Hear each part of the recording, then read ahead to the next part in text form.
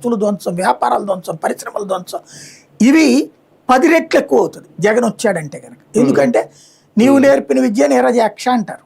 ఇంతకుముందు నాయకులలో కొంతమందిని ముట్టుకుంటేనే విలవెల్లాడిపోవాల్సి వచ్చింది. ఇప్పుడు వీళ్ళు వాళ్ళ కార్యకర్తలతో సహా గెలికేశారు. రేపు పొద్దున అక్కడ జగన్ చేతిలో ఏముండదు. గ్రౌండ్ లెవెల్లో ఇప్పుడు ఎట్లయితే లోకల్గా ఎమ్మెల్యే మాట వింటున్నారు పోలీసులు, రేపు బలంగా ఉన్నటువంటి వైఎస్ఆర్ కాంగ్రెస్ పార్టీ కార్యకర్త మాట వింటారు.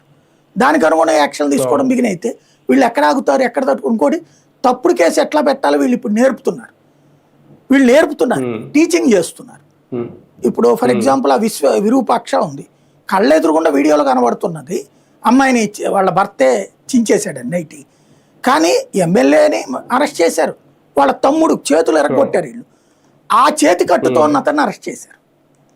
ఇలాంటివన్నీ రేపు పొద్దున సింపథెటిక్గా మా వాళ్ళని ఇబ్బందుల్లో ఉంటే పట్టుకున్నారు, ఈ రేపనికి రావు. రేపొద్దున ఇంతకి 10 రెట్లు జరుగుతాయి.